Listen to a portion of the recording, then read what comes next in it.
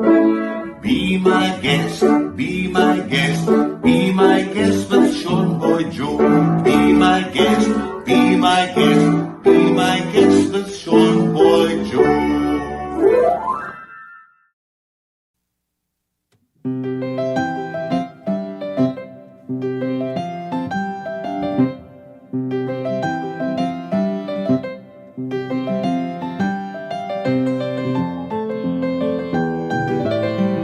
Hello, my good friends, and welcome back to the Be My Guest podcast channel with me, your boy, Sean Boy Joe. I am back for another podcast in my snazzy shirt. Yes, you are very welcome. I will give you the link as to where you can find that after the video. Now, today I'm joined by someone very special indeed, as he's played the part of Mr. Jolly. He was one of those. He's a renowned actor. He's a performer, presenter, director, musician. Oh my goodness me. I'm making you sound really old now, aren't I, with all of that? You've done so much.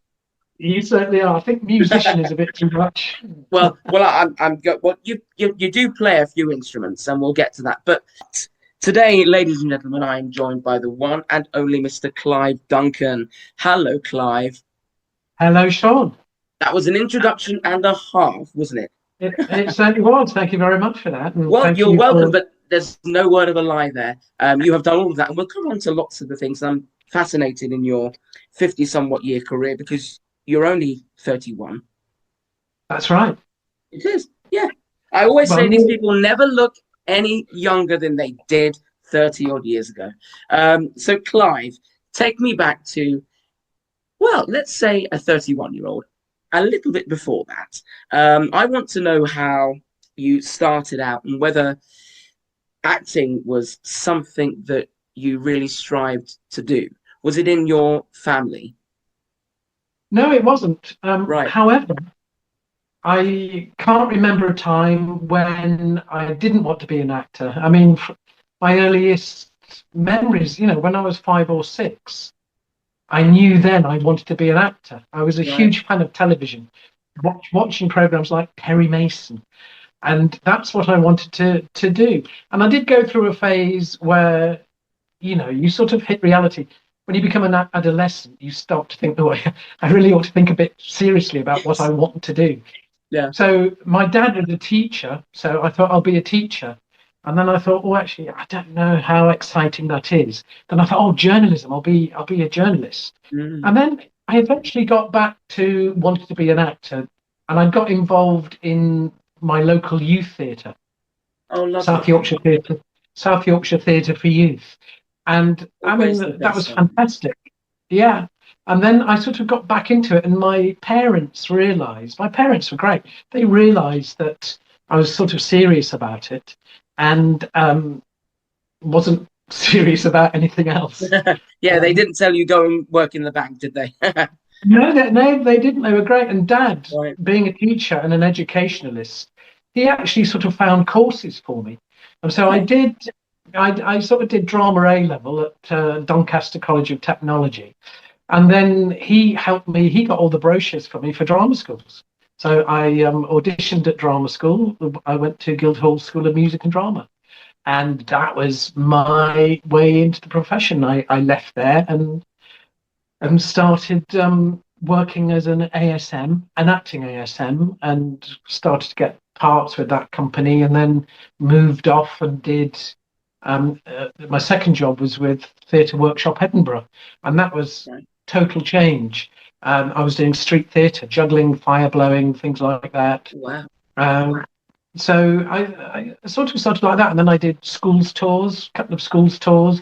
Then I did a very strange experimental theatre that was all based on Grotowski for 9 months, and then sort of, as you do, probably got into the more mainstream after that. Right. So that was how I got into it. Right.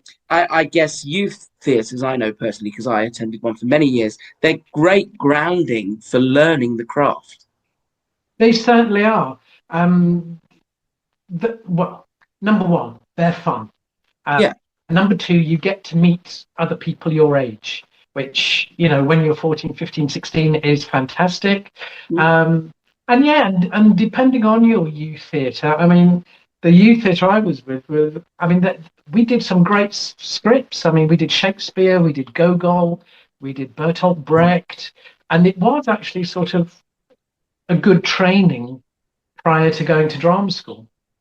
And you sort of learn the values of not letting anybody down, and looking after yourself and turning up on Hmm. time and doing that.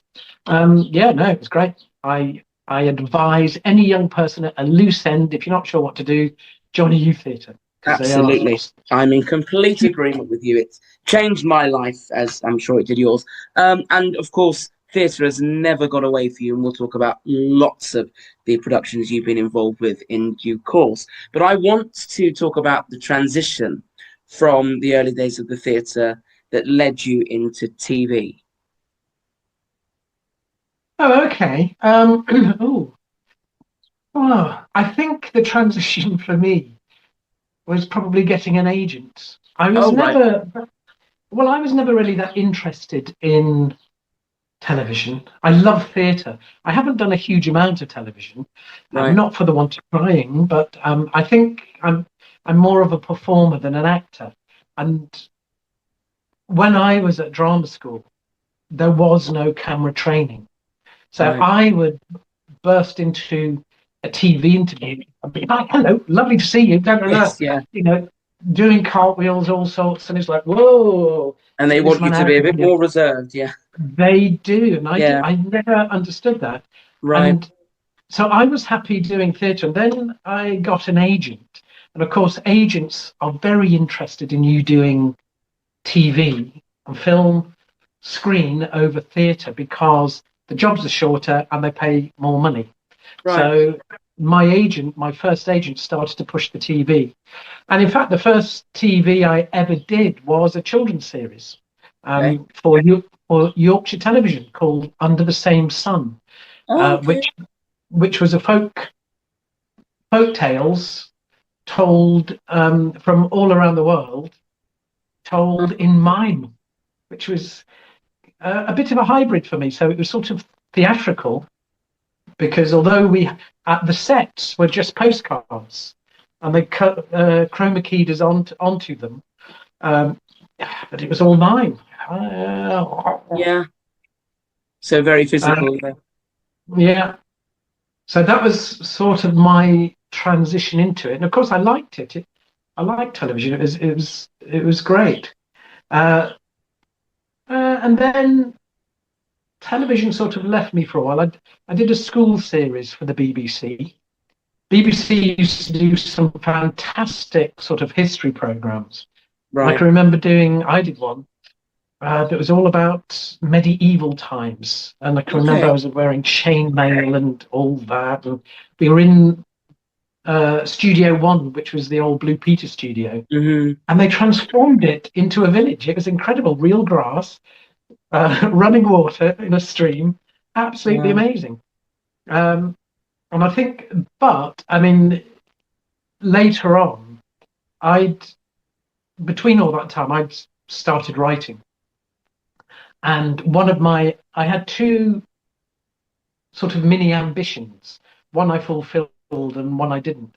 And Okay. the one I didn't was I wanted to be a Blue Peter presenter, but never managed that. Oh, really? Uh, oh, I'd love to have done Blue Peter. I mean, I grew Mm. up watching Blue Peter, from the Everyone very wanted beginning. to be on Blue Peter or Um, Play School, whatever it was. that's Well, my other one was I wanted to be on Play School, so I wrote to Cynthia Felgate when she was still at the BBC, Right. and I saw her.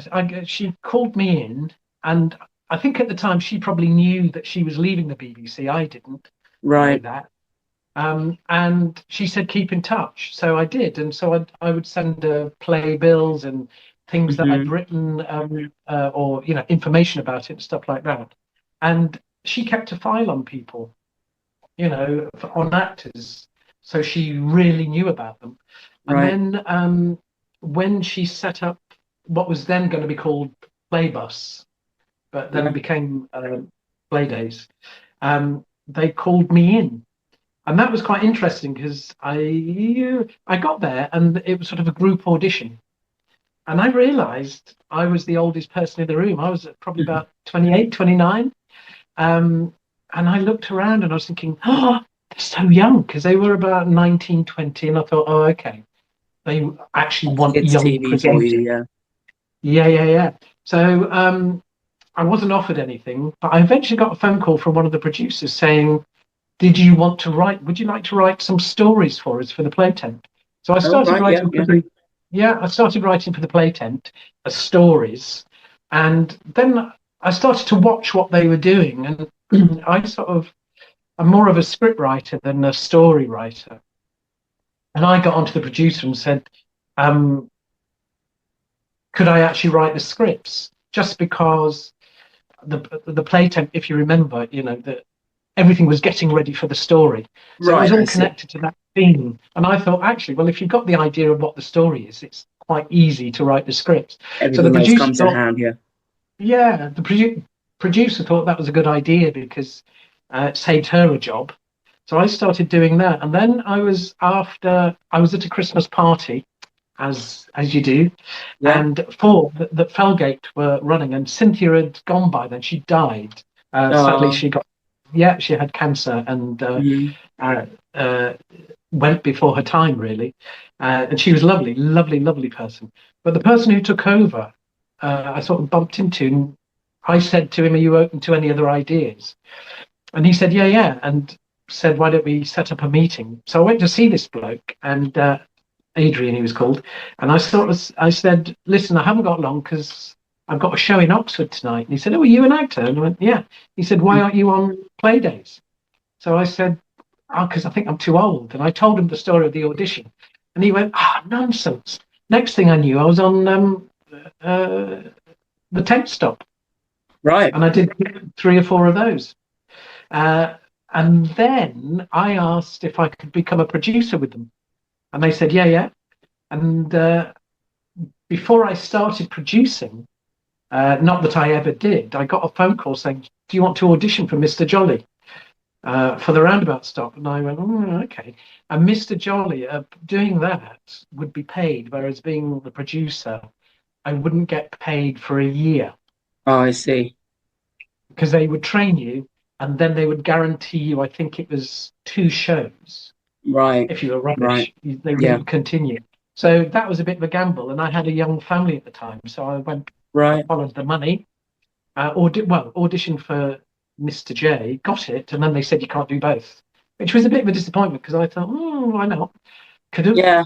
Yeah. Yeah. Why not? Uh, but anyway, that's how it happened. So that was sort of transition into it, uh, basically through writing and then through luck. Most of my best jobs, my favorite jobs, has come through utter and total luck. Yeah. Yeah. That's what people often say. Yeah. Yeah. Yeah. Definitely. And Play School was before Playdays. Playdays was the Mm. predecessor. And I think that kind of style of children's programming has never really gone away. But I think you're very, very lucky that you didn't get into the Play School kind of esque because it's the hardest job that anyone's ever done, apparently. I think a lot of in the early days with Play School, it probably went out live. In Yeah, which yeah, case, yeah, that would have been quite a pressure. yeah, yeah, Um, I yeah. mean, when I was doing the Roundabout stop, that was all recorded, so you Right, could mess up. right. You could mess up. You could giggle. You could be a bit naughty and stuff like Yeah, that. And yeah. That stop in and particularly evolved over time. It evolved before you came, it evolved afterwards. What was the transition? What was the reasoning for them to want to a change or tweak the format and bring you in as the what would be the new Mr. Jolly at the time? um, uh, I don't know because I think that was probably above my pay grade. Right. I mean, I think because I think it. I seem to remember the Roundabout stop started off as the dot stop, Yes, that's right. Yeah, with Liz Kitchen. and that's right. And I think they thought maybe that was too abstract. Right.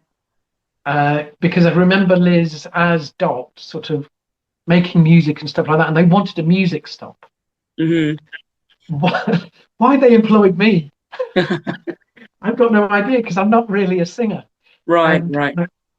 and um, and I think so. They came up with a roundabout stop, moved to that, and I think they found that a bit too not abstract, but it sort of maybe had too many bells and whistles. And I Okay. think they sort of reduced it a little bit when I joined. Yeah. And what I brought to it was storytelling. Right. And I can remember sort of, I mean, I found it difficult singing, especially in the studio, because they would just play, they'd play a sting of the tune, of the line of the song they wanted me to sing. But it was on Okay. steam organ, and you had to pick it up from the steam organ. And it's like, Right. and they go, no, Matt, Clive, could you do that again? Because you just sang that out of key. It's like, oh, Well, and yeah, I'm not surprised. Yeah. What do you well, expect? the other people around me were great. I mean, Michelle Right. Derler and Nick Yeah. Mercer, they Yeah. were fantastic, and they would just go and they'd sing it for me, and Right. just sing it and then try and do it like that. And I can Yeah. remember the producer sort of saying, you know, are you all right? And I would go, no, because I can't sing. And she said, well, what do you want to do? And I said, let me tell stories. And she went, oh, okay. And so I used to do this thing of there'd be this story. It was usually in rhyme. It was set to music, so it was a bit like a talk song, really. But Yeah. Yeah. it would be a song. But I always used to get a round of applause when I did that from the cameramen because I always did it in one take. Oh But wow. in a way, that was my theatre training Right. because also you couldn't something like that. You couldn't cut into it. You had to do it in one because it Yes. was Yeah. all set to music. It was a rhythm. Plus, it was like now we're going to that camera, and certain characters would be on that camera, and now I'm going back to that. And the cameramen just thought I was great because I went home early. Made their job easy. Yeah. Absolutely. Yeah, Yes. No more take after take. You've worked on that stop with some amazing talent. One of the actresses you mentioned was the lovely Michelle Dula, who also sadly has passed on due to cancer illness. What was it like yeah. working with her? People say she was so lovely to work with. She was. She was an angel. She was fantastic. She was incredibly calm. Right, Nothing nothing ruffled her ever. right, Because often it would be because the way that we recorded it, we'd rehearse it for we I think we rehearsed in either blocks of three or blocks of four, right. which can be slightly confusing. Um, so we'd rehearse it in somewhere nowhere near the studio. Then we'd go to the studio for I think about 3 days and shoot three of them in this time. And it was confusing because it was like you'd shoot all the openings together. Hi, hello, welcome to the roundabout stop. But they'd be slightly different. Hello, it's lovely to see you here at the roundabout stop. And it's like, oh, which one am I in now? Mm, Trying to shoot way through. But right. often it would sort of get to a point where it's like, listen, guys, look, it's 4 o'clock. We've got to be out of here by 5. We've really got to get all this done. So there'd be that pressure and that panic. I mean, Michelle would just be, and she was incredibly talented. She played the piano. She made things. She wrote some of the Right. scripts as well. Yeah, yeah. And she could be. She was also she was also very very funny, especially when she was Millie. Oh, yes, Because yeah, yeah. she was Millie Sprocket, and So she puppeteered for that as well as voiced it. she did, yeah, Right, yeah. And right, Nick puppeteered Morris, right. Okay. and they would be on two little carts. You know those things that the mechanics used to use to slide under cars. Yes, yeah, yeah, You yeah. know, they used to be lying back on those up there. So I would be sitting there facing the camera, and you've Yeah. got these two puppets, but you've also got two human beings down there You're giving away who would secrets be, now. well, both of them would be extremely naughty at times. And it was, Right. and of course, I would get it if I suddenly start to smirk or giggle because of what they're doing. I suddenly go, do you realise what the time is like? You know, Because you're the only one that's seen. It's like what happens down That's under the right. table, no one can see. Yeah, Exactly. Yeah. yeah. Yeah.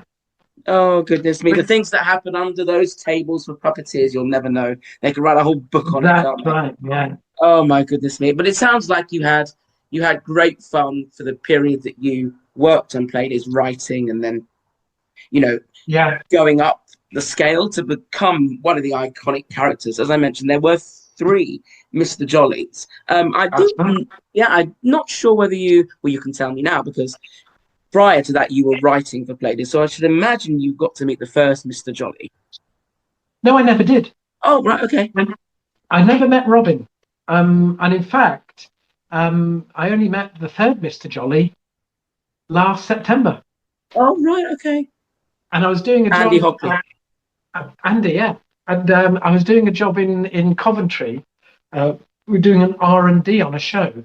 I sort of Right. walked in, and there he was. And he went, "Oh, it's Mr. Jolly." And I was going, "No, you're Mr. Jolly. No, you're Mr. Jolly. You're Mr. Jolly." Yeah. So that was the first time I met him, because you very rarely met people working on the different stops.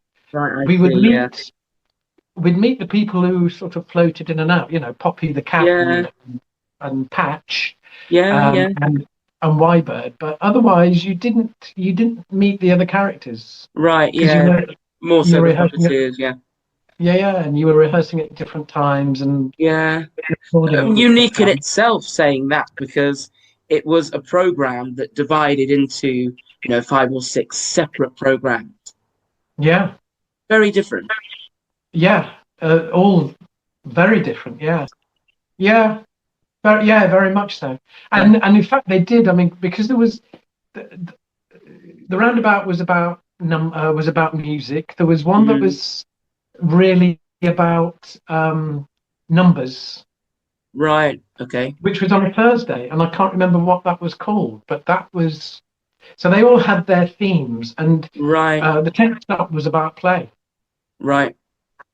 So it was about because we're going to tell a story, and I see. people were involved and stuff like that. So each particular day had a certain theme to it. Yeah, right. Yeah, I think in the end, aching to one of the main characters, wasn't it? Yeah. So you'd have the Wybird Yeah. stop, or you'd have the Peggy Patch stop, and then Poppy stop. Yeah. Right. So with that in mind, with a show like Playdays, which I guess was of its time, it developed from the play school format. Do you see something similar now in 2025 making a return? Because we've only got to look at Australia and play school. That's still going strong in Australia. I think there's room for it. I mean, Right. In the end, it comes down to economics. The reason why Playdays stopped was because the BBC went for Teletubbies. Yeah. And what the BBC couldn't afford to do was to have 2 shows for that age group. I see, right. So it's like, so we're going with this new show, Teletubbies, and that sort of format, because in a way that format isn't too dissimilar to Blue Peter. Okay. If you think about it, it's just for younger people, and it's Right. more playful. And whereas I suppose Blue Peter is sort of a magazine type program, but you've also the crossovers, things like Makes.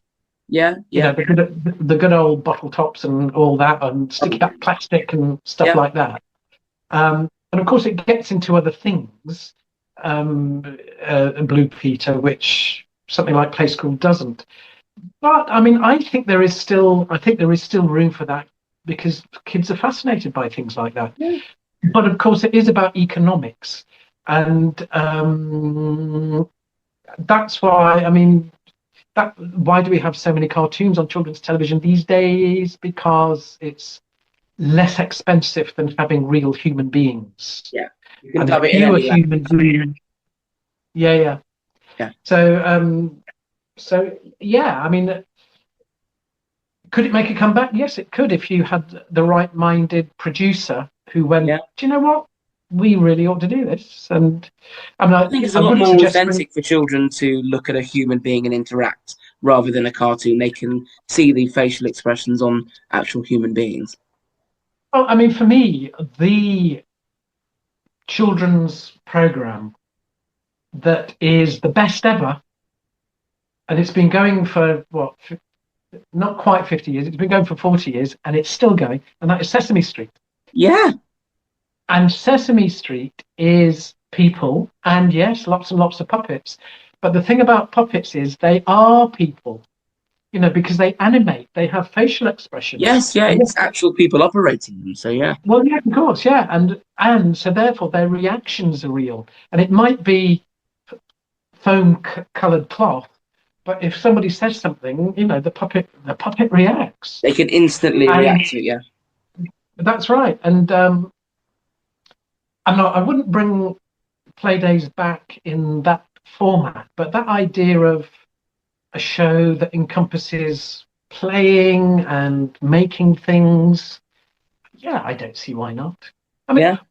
in my growing up, my favorite program, well, I had two. One was Vision On. Oh, Um, good. Yeah, that was a good program. well, that was about making art. It became Take Heart eventually. Yes, yeah, with Tony Hart, yeah. Tony Hart, that was about making things. My other favorite program was Jack and Ori, which Oh, is the wonderful. cheapest form of TV you can get. One person talking to camera. Yeah. And yes, there would be cutaways for pictures of somebody telling a story. But I Hmm. loved it. I used to get in from school on a winter's day, sit by the fire, Yeah, and curl up in how front of the fire simple. and listen to a story on Jack and Ori. How How brilliant! simple.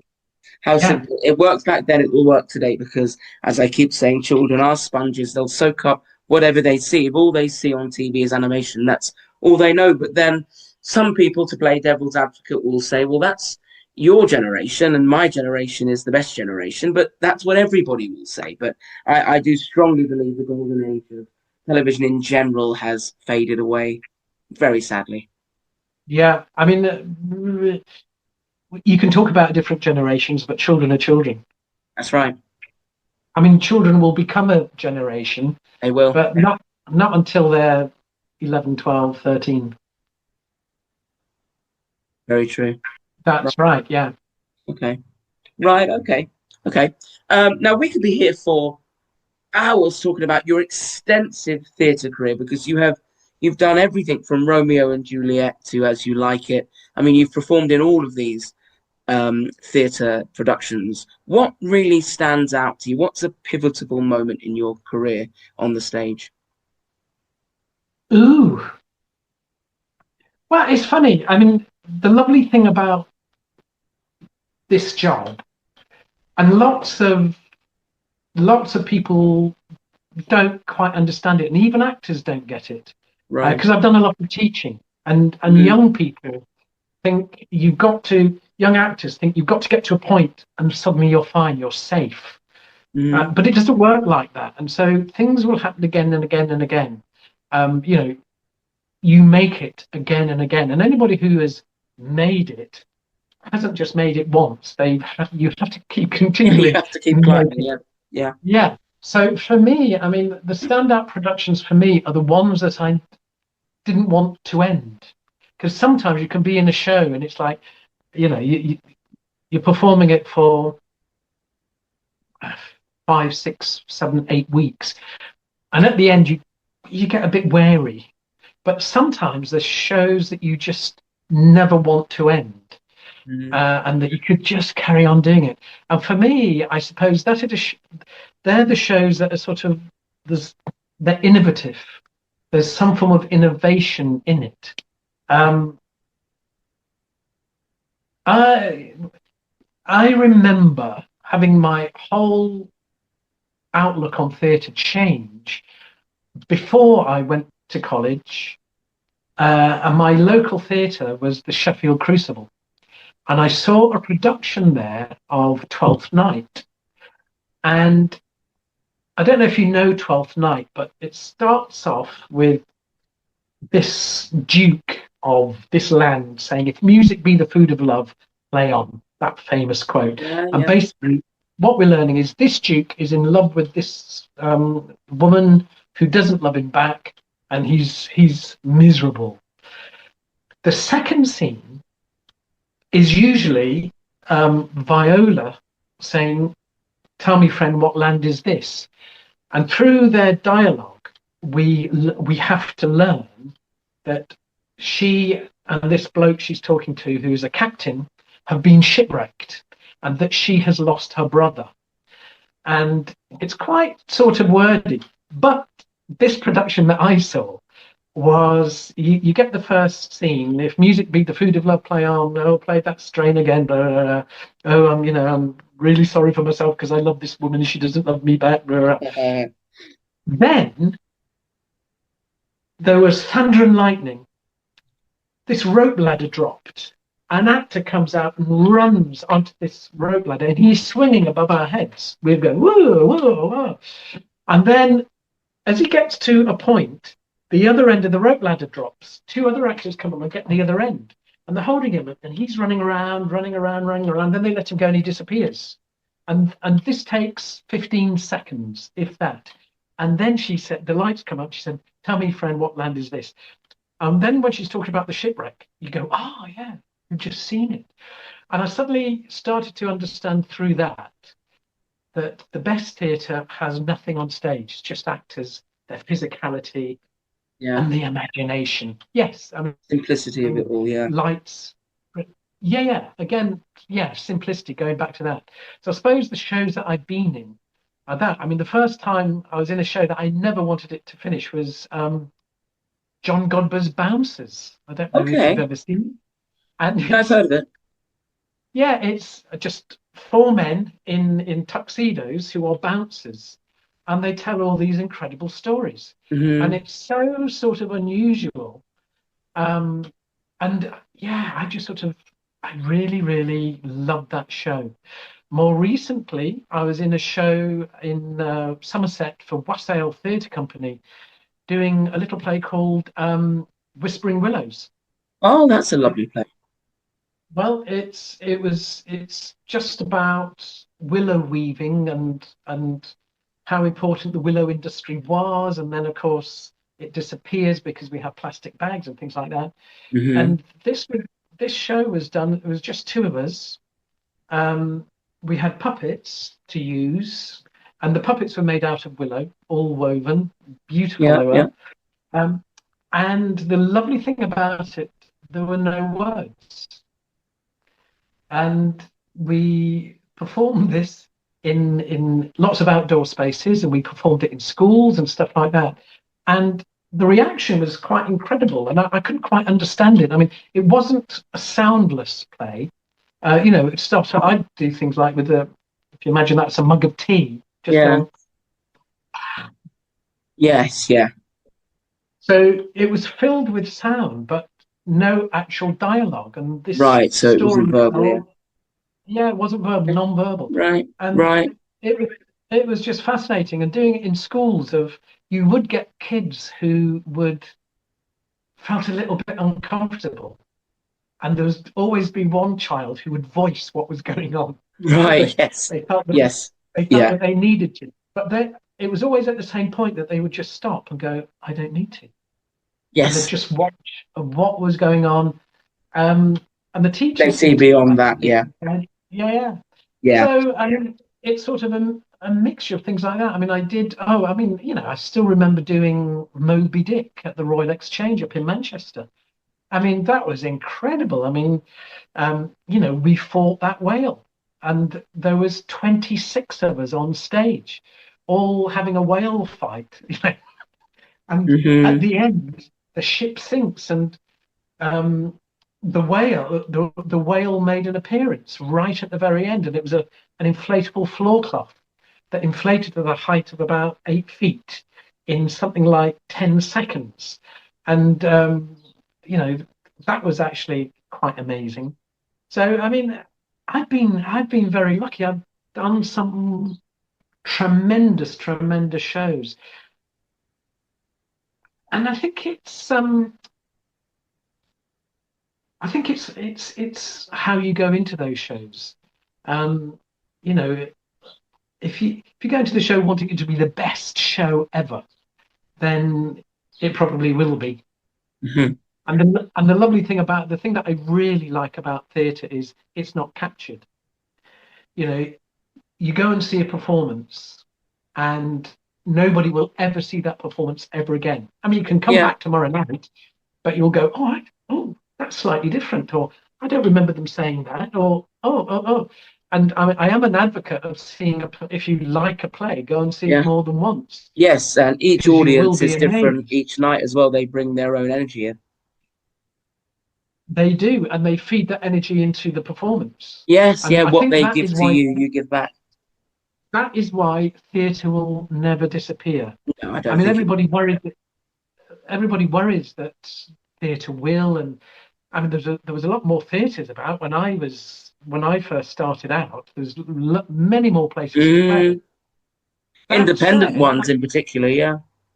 that's right. But I Mm, mean, that said, there are still lots of little theatre companies, but yeah. that you can't keep them down. You just No, can't keep support them down. local theatre, absolutely. Yeah, Definitely, yeah, yeah, definitely. And it's always with the little theatres, it's the homegrown talent. It's not the big soap actors or the big stars. You've got actual people that have learnt their craft that are trying to get their foot into the door. So it's always good to support those yeah. people. It certainly is. And also, I remember going to see a play, a company called Forest Forge that's still going, and I directed some shows for them, and they're based in the New Forest. And I hadn't directed this, but they were doing Hamlet with six actors. Was it five actors? And I was thinking, I've really got to see this. And it was in the New Forest, and I sort of picked this date, and I went to see it, and it was a lovely, lovely production. And I can remember sitting in this village hall, and I looked around and I counted, and there must have been about 27 people there. And I was thinking, what a shame, this is Hamlet, there's only 27 people. And then I realized that was the entire village. And then I thought, my God, this is amazing. If you were, I don't know, a young person, if you were sort of 15, 16 and saw that, you would remember that for the rest of your life, the day that the entire village turned out to watch Hamlet in Right. your village hall, where you've been in cubs or guides, or you've done judo in there, or you've been part of a Sunday school, or maybe you've done youth theatre yourself in there. And suddenly there's this professional theatre company in your hall, and you're looking around, and there's Mrs. Bloggs down the road who shouted at you for playing on a fence, and there's the Yeah, yeah. postman. So, and for me, that is also part of theatre as well. It isn't just, these great big shows, which are fantastic, but it can Yeah, yeah. also be magical because it is tiny and intimate. And I think now as I'm getting older, I prefer that more Mm. than, the big loud effects Yeah, and the smaller theatres are oh, very community based, as you rightly said. yeah. So yeah, I mean, I love them. The theatre background for me was very similar to you. I spent most of my life in the theatre. I'd never change it for anything. It was a wonderful teaching, a great grounding.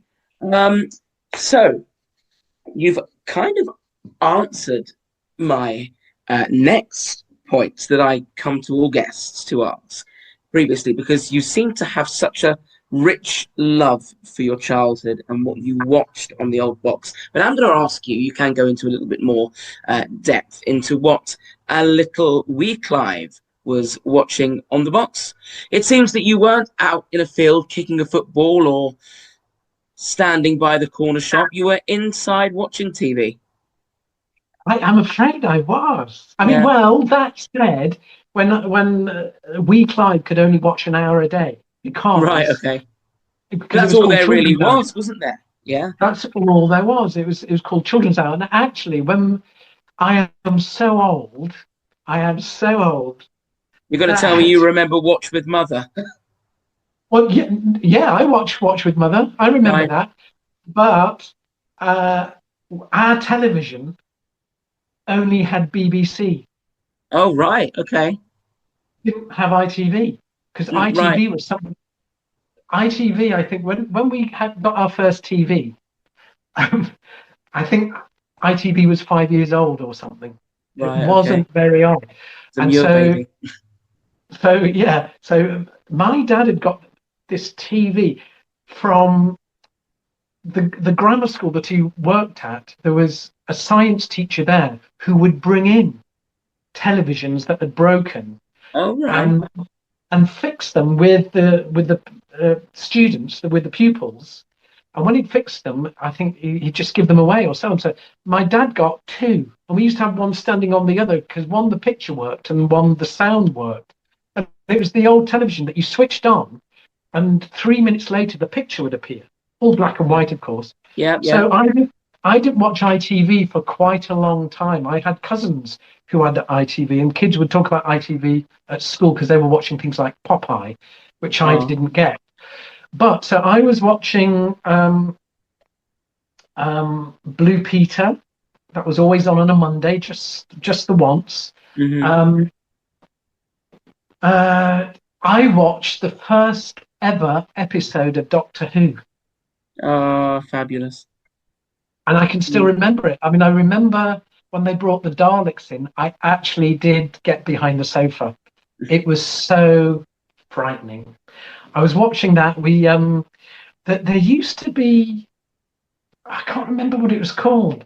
There used to be Crackerjack, of course. Oh, yeah. That was good. That was very good. One of my favourite programs was a lovely program, and I've never understood why it hasn't made a reappearance. But it was a program called Mr. Pastry, Oh, and it Mr. was Pastry. Mr. Pastry, who was played by Richard Hearn, and he Richard was Hearn. this. If there was a paint tin to fall in, he would fall into it. Just give me 1 second.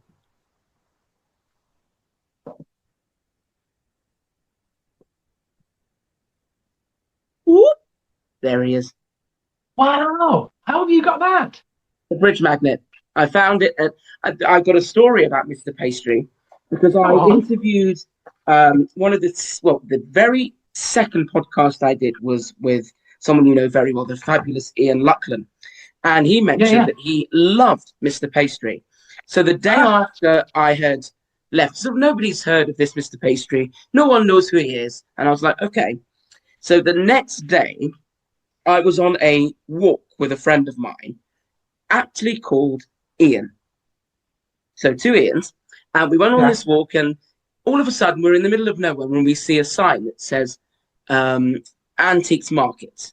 So oh, let's just go into this antiques market. And there I should find a Mr. Pastry annual from probably 1952 or something like that. I thought, what are the chances of that?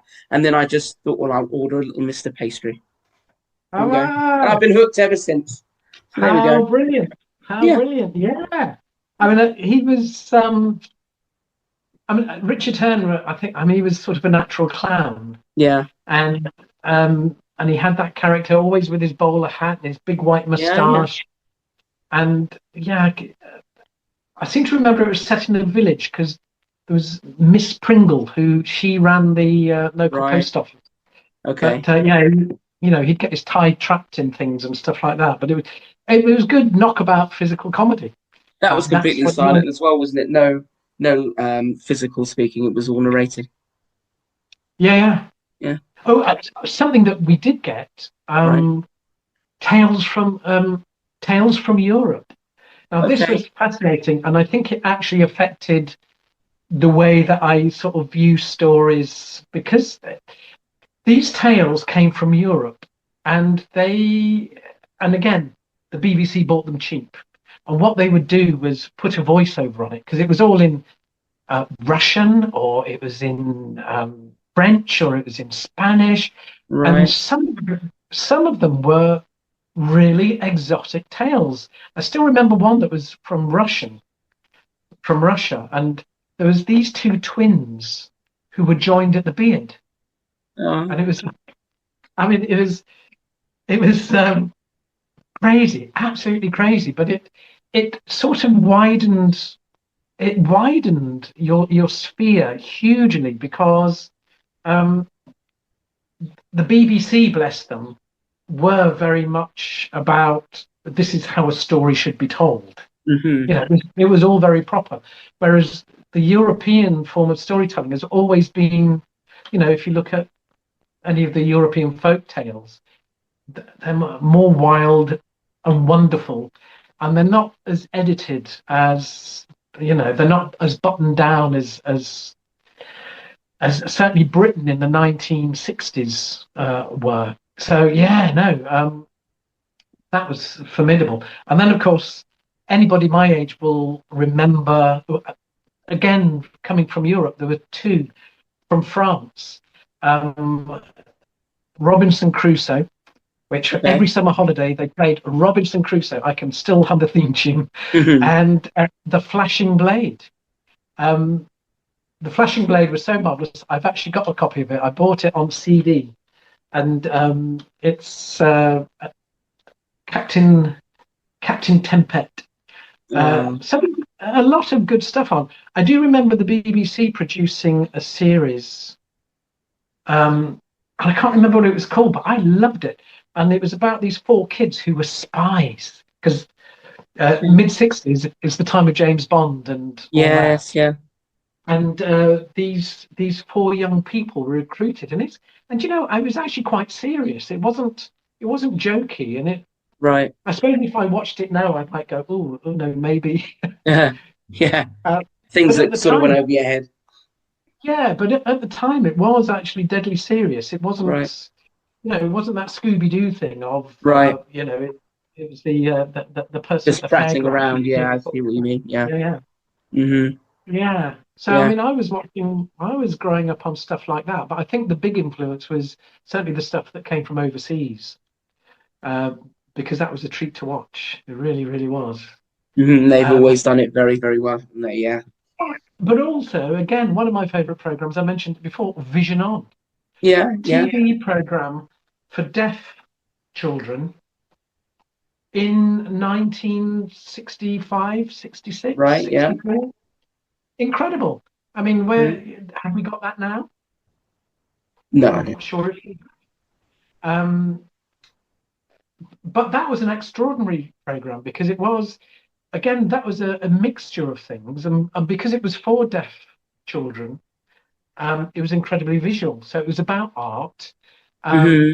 but they also had a bloke on there, Ben Benison, who was a mime artist who would do stuff, and it was almost a sketch show in a way. But I can still remember it from, nearly 60 years ago, of Tony Hart Yeah. doing this thing, and he went to this big skyscraper. And he arrives outside and he looks into the camera and sort of sticks his thumb up. And then they do that thing of him going very quickly. And he Right. goes inside the building and he switches on lights. And you see him running up the stairs, switching on more lights, and then switching on. And then it pulls back and he's created a picture out of lights within this sort of building. And it was just, I mean, for stuff like that, absolutely mind blowing. Absolutely mind blowing. And that was actually sort of I think Vision On was very brave programming. Yeah, of its time as well. Yeah, absolutely. I think I must be Yeah. in the minority because you do say that people of your generation, I think I've actually said I know every single program you've mentioned, and I'm only 31. That's fantastic. Yeah. Well done. Yeah. Well, I guess it comes down to having parents that watched it and grandparents, aunties, uncles that were able to introduce you to those type of programs. I mean, I often say to Ronnie when I very first met him that what he doesn't realize is that Rainbow finished a year after I was born, as we know it from the Temps TV Yeah. series. Yet I was still a huge fan, and that's thanks to videotapes and all sorts. And going back to Playdays or Playbus, I mean, that started in 1988, and I was 93. So as much as I was very much in it, it was very much there before I was born. So we have Yeah. media and those type of video cassettes that we can thank for that, and repeats as well, and the fact that it's Yeah, point of view, which it isn't now. People can catch up on television as and when they feel, so they're not getting that big chunk of viewing figures like they used to. If you missed it, you'd have to record it, and if you didn't record it, then you missed it. that's right. Mm, yeah, That's right. But I think one of the things, I mean, you just touched on something there, which I find very interesting. And in a way, I sort of regret that we have such a thing as CBBS and right, CBBC, just because I don't believe in children's theatre. right, I believe in theatre for children, but the problem is once you give it a label, this is for children, adults will switch off. hmm So I was watching I mean, I watched Doctor Who with my parents. Uh, and I suppose Doctor Who has always been in that slot. It was always on a Saturday afternoon, yeah, yeah, always around about 5 or 6 o'clock, so parents could watch. But I, in my growing up, I never watched television by myself. So therefore, I always had an older person watching with me, which yeah, enabled me to sort of qualify things. Like I might see something and they're laughing. Oh, okay. The pie in the face that Mr. Pastry gets is funny. yeah, yeah, I see. And in a way, you get taught like that. And yeah. I think it's a shame now, the idea of kids just watching a screen by themselves. There's no Breaks my heart. interaction. They can't ask the relevant questions, can they? Yeah. Yeah, Yeah, yeah, it's very, very true. Back when TV had 2 or 3 hours a day of kids telly for all the game shows. yeah, Absolutely. Well, yeah. Clive, it's been fantastic chatting to you. It really has. I can always say to people that I have done a tick off the bucket list of people I would love to chat to, and you're one of them. You're very, very modest. I know that when I sent you the initial email, you came back with the response, I'm not really an icon, but you are to lots of people from my generation for that particular program that we are all very fond of. I would like, Clive, as I do with all of my guests before we end, to talk a little bit about what's coming up for you and what is in the pipeline. You are busy, busy, busy as always. So you're going to tell me now that you're doing theatre performances left, right, and centre. That's an Catch him actor's while you life. can. I've just had a very busy 2 years, so Right. I'm not too worried. Yes, so I can't actually complain because I am knocking on, and I have had a good run. You're happy I for mean, the but little time off you have before they all start calling you again. hopefully, I mean, I've got I'm handing in self tapes, and I've got an Right. audition coming up and stuff like that. So I'm still very much in the game, but Yeah, a yeah. lot of it is sort of luck. As I said before, some of my best jobs came out of just lucky moments, but Right. the whole thing is sort of based on luck. I mean, look at me now. I've lost my hair and I've got a big beard. So there's certain parts, I am no longer James Bond material. Right. So I can't play that. And I can only play in my bracket. And I've gone very heavily. The reason I've grown the beard is because most of my castings now are for Grandad. So I thought, well, I'll become archetypally Grandad. Oh, I see. So Right. I'm just waiting for, I'm waiting for Grandad parts to come along. And Right. obviously, there's more James Bond parts than there are Grandad. I'm just waiting for somebody. Yeah. Never say too late to Grandad or whatever, But Yeah. it's all about Yes. James Bond's Grandad. If Paul So Whitehouse at needs the a moment, replacement, then you can take over as Grandad. Only Fools is calling you. that's right. Absolutely. Doing the Something one like that, yeah. do it. Yeah, absolutely. So the phone is waiting, and that's what we like to hear. And I'm sure we'll be back. We'll be back. I absolutely sure. And I'm pretty certain if we do this again next year, you'll be telling me about all the things that have come after this. Now, as I do with all guests before we end, most guests are synonymous for a certain character. And of course, you are synonymous for Mr. Jolly. Will you do the honour in signing us out as Mr. Jolly and letting everybody know why they should watch this podcast? Okay. Why should you watch this podcast? Because Sean is brilliant at what he does. If you're interested in TV and theatre, it's a talk about that. And if you're passionate about TV and theatre, you'll get passionate watching this podcast. Ding, ding. Oh, there's the bus. Bye. That's all we need. There we go. The ding ding of the bus, and we're off. Thank you very much, Clive. It's been an absolute pleasure talking to you. It's been fascinating. We've covered lots of ground, from Playdays to all the theatre stuff. And one of the things that really resonated in this podcast is your love not only for being in children's TV, but your love for it and for watching it, which is very prominent, which I love to see. And long may it reign. I know that children's TV, as we know it, isn't the same, and with the likes of streaming platforms and channels all just disappearing now, let's hope that we can keep that tradition of live presenter-led programming, as you were all those years ago, prominent today for the next generation, as I strongly feel, as I've said many times, that children are sponges. They'll soak up what they see. It's not necessarily children, it's the people that fortunately are getting ever decreasingly younger, and people of my generation say, well, I don't even know who this guy was. Well, go and look him up, because he's an icon. Just very like funny. You, Clive, just like you. And I thank you for joining me. You certainly have been my blast from the past in a podcast. You have been Mr. Jolly and Jolly with this podcast all in one. So, Clive, thank you very much. Thank you.